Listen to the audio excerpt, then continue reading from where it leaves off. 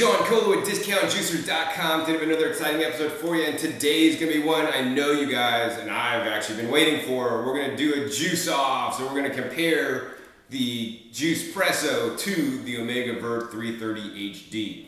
Now keep in mind, the JuicePresso is not yet available in the United States, but will be very soon. And I actually have a pre-production model that doesn't actually include the correct screen. The screen I have currently inside the machine is a standard screen, and this machine will be coming with the 8 times harder Ultim screen that actually looks like the one inside the Omega Vert. So anyways, what we're going to do first is we're going to compare these juicers side by side, some of the specifications and the weights of the machines and how the different parts look.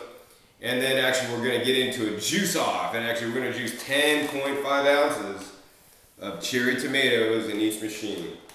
So the first thing I want to get into is the RPMs, or revolutions per minute, and that's how fast the juicer turns or spins around when it's running. So on the JuicePresso it runs at 40, that's 40 RPMs, and the Omega Vert is rated at 80 RPMs, so that's actually twice the speed. So these are both considered slow juicers. The JuicePresso happens to be the slowest juicer in the world that I've found so far. That being said, the JuicePresso is running on a DC motor, so that's a direct current motor, a little bit different than the AC motor over on this side. And what does that mean? That means it's a little bit more loud because of the gearbox. So let's go ahead and turn it on so you guys can hear the difference. So here's the JuicePresso. You hear that whining sound. We're gonna go ahead and turn that off. Nice gear sound. We're gonna go ahead and turn the Omega Vert on. It's a little bit more quiet, and you don't hear that constant gear noise sound, so it's kind of nice. The next thing is the height of the machines. The JuicePresso is a little bit taller, not too much taller, but because it is taller, it also has a larger juice catch cup. This is rated out at 40 ounces instead of the standard 32 ounces that comes with the Omega Vert. Also, let's talk about the color and how the machines look. This one comes in a black color, and this looks like, you know, a modern art piece on your counter. So I actually like how this looks. Squared off design, looks really nice. And this guy is definitely more functional. Looks nice and kind of rounded edges. And you know, this model is a 330 HD, and the HD stands for heavy duty because of the heavy duty screen. This is in white. This model also comes in the Vert 350 HD, which is silver and black, which also comes with the heavy duty screen. So depending on which model you get, the colors can be different, but overall I definitely like the appearance of the JuicePresso. The next thing I want to talk about is the different parts of the machine. The first part is actually the top part, and you can basically rotate this and pull it off, as you can see, and we're going to rotate that and pull it off. And as you can see, these parts are basically form and do this similar function, although they look a little bit different. I mean, basically the feed chute both have funnels, and then the bottoms you know, basically hold the top of the auger in place. We're going to go ahead and put that aside. The next part in both machines is the auger. Here's the auger on the Omega Vert, and here's the auger on the JuicePresso. And check it out. They look virtually identical, and that's because they are. You could actually switch these augers and put them in either machine, and they're going to work without any problem. They look, for all practical purposes, identical to me. I'll go ahead and put those to the side there. The next part are the screens. So the screen, once again, on the JuicePresso, this is the pre-production model, and it has a standard screen, but this JuicePresso will come with the Ultim screen that I'm holding in the Omega Vert. And actually, the funny thing is, you could actually put the screen in the other juicer, and it fits perfectly. So yes, the screens and the augers are interchangeable between the machines. Isn't that interesting? Let's go ahead and put the screen with the right screens. Let's go ahead next and check out the wiping blade. So the wiping blades, you know, they look very similar. We could go ahead and line these guys up, and they actually almost are similar. I think they're identical, actually. So they're identical except for the wiping blades on the JuicePresso has a little bit larger wiping blade to wipe the outside, because the next piece is just a little bit different, but for all practical purposes, functionality, they're the same. Next piece is the main body. So on the JuicePresso, it's really nice. You can just lift it up and it comes right off. And here's the main body of the juicer on the Omega. You can actually turn it and it releases to unlock. So you can see here, these are definitely a little bit different, you know, in shape. And this one's more like cylindrical, and this is more tapered actually. Another difference that you guys can't see is the space where the gear is that rotates the wiping blade on the Omega. It's actually right next to the outlet where the juice comes. So this may actually sweep some of the pulp into the juice. On the Koei, it's actually on the back side, which also may sweep some pulp into the juice. Plus on the Koei, it has another little area that may allow the pulp to go into the juice as well underneath the screen. So both these machines will produce some level of pulp in your juice. Now I haven't done a direct comparison on which one produces more. Probably the JuicePresso has two areas where pulp can get into the juice, so I'm thinking that this one, the JuicePresso, is probably going to make more pulp than the Omega Vert would. In addition, both machines on the bottom have this little pulp flap, which looks actually fairly similar. There's the pulp flap on the JuicePresso, and here's the pulp flap on the Omega. You know, these pulp flaps need to be pushed in when you're juicing, and the purpose of this pulp flap is to keep the back pressure and the pulp inside the machine until it gets fully extracted, and then it only then allows it to come out, so you can get the highest yield in both these machines. So let's go ahead and put this guy back in on the JuicePresso. Oh, and the other thing before we go on actually is I want to talk about the weight. So I could lift this JuicePresso up, and you know, both these machines don't have handles, and this one's actually a little bit lighter than this guy. That's because probably the DC motor weighs lighter. This guy's actually like built like a tank, a lot more heavy. So you know, that may be a pro or con. Does heavier mean more heavy duty motor? And does lighter mean lighter duty motor? Well, you know, I've been using these machines and I haven't seen a motor fail yet, but you know, I haven't played with the JuicePresso too much, so I'm not exactly sure about the durability yet. What I like about both these machines is that they have long warranties on the motor, so you know, your motor is guaranteed to be working for a long time, and to be honest with you, the motor is the least likely thing to fail on the machine in any case. Next, on the back actually, let's go over that. On the back, the machines both have an on and then an off, and then a reverse. The reverse is only used for momentary use if something gets clogged up in the machine. Otherwise, you're just gonna run the juicer on. If you're feeding things appropriately and properly in the machine, then you should never actually have to use the reverse.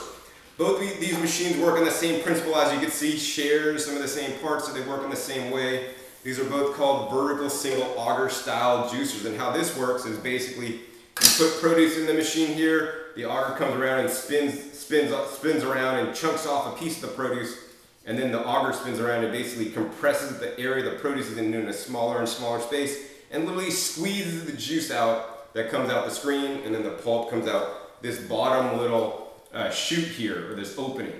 Now the problem with these style machines is if you don't pre-cut, especially things like your celery and kale and collards and dandelion greens and greens with long fibers in the stalk, then this hole will get clogged up, and then that'll cause an excessive amount of pulp in your juice and also cause the machine to back up and actually not work quite well. So I have other videos on YouTube that you may want to look up entitled Omega Vert Best Practices, and that will show you the best way to use these machines that aren't exactly explained in the instruction book. And the best practices for the Omega Vert is going to be exactly the same for the JuicePresso, because obviously they share a lot of the same parts.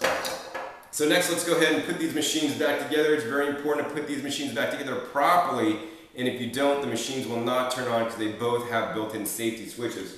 On this machine, you're going to take the top, put it on, and it drops in. Then you're going to have to rotate it like just that much to the right to lock it in place, and you can see we could lift the whole juicer up by the bowl, which I actually don't recommend. I always recommend picking up your juicer by the bottom so that you don't drop it.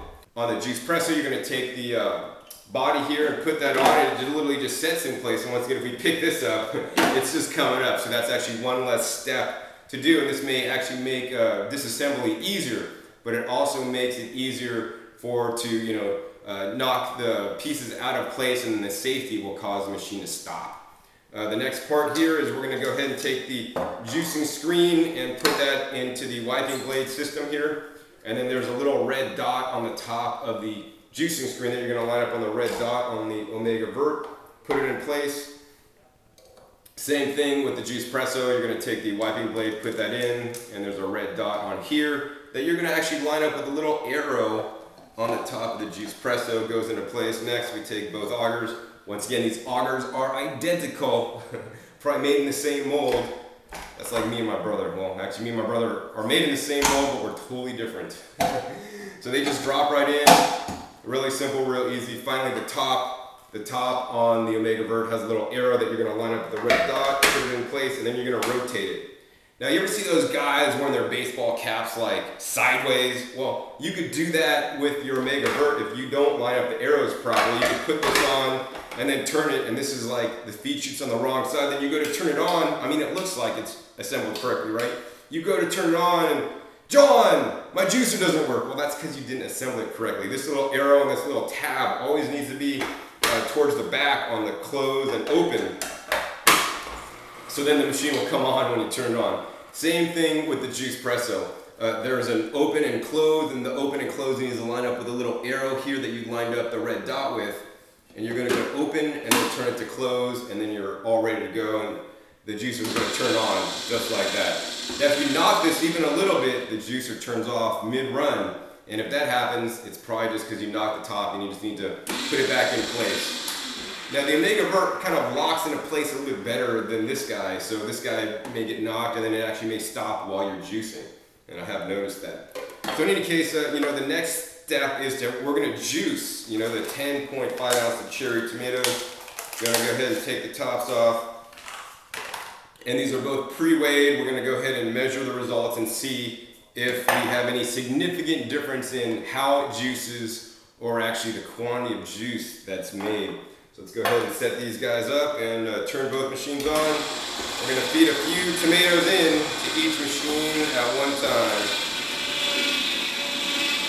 Now the thing I like about the slow juicers is that they don't cause what's called juice separation. Juice separation happens when you're using a high-speed juicer that spins really fast and it's injecting literally air into the juice. And when that happens, juice separation occurs, which may lower the nutrient quantity or the quality of the juice actually. As you can see here, both juicers are working fairly well. The pulp's coming out one side on both machines and the juice is coming out the other. At present time, I can't see any major difference in how these two machines are working.